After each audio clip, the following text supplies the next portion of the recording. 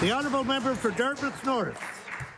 Thank you, Mr. Speaker. My question is for the Premier. The 2021 Production Gap Report found that governments around the world are planning to produce more than double the amount of fossil fuels that would hold us to 1.5 degrees warming. I can table that.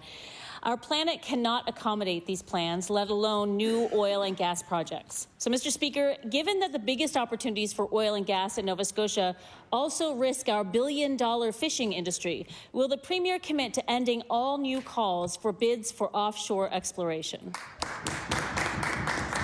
The Honourable Minister for Environment and Climate Change. Thank you, Mr. Speaker. Mr. Speaker, I want to reiterate to this House the protection of the environment, sustainable development, climate change adaptation and mitigation is a top priority to this government.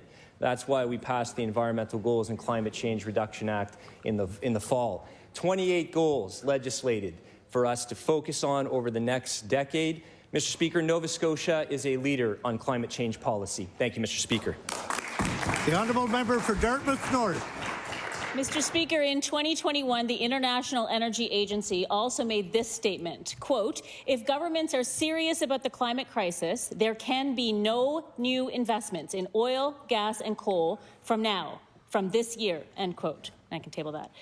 All current investments in fossil fuels must be diverted to the massive challenge of the equitable transition to renewable energy. My question is for the Premier. We recognize recent investments have been made in renewables in Nova Scotia, but will he commit to ending all fossil fuel subsidies by the end of this year?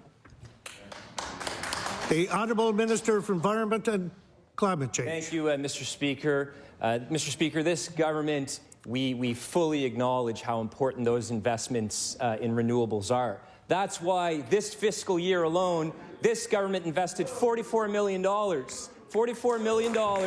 in climate change initiatives. Things like affordable housing retrofits, things like home energy assessment programs. Mr. Speaker, order please. The Minister for Environment has the floor. Mr. Speaker, $8 million this year for solar. So this, Mr. Speaker, is just the tip of the iceberg. In terms of the initiatives we are going to be taking. Stay tuned to the climate change plan. Thank you, Mr. Speaker.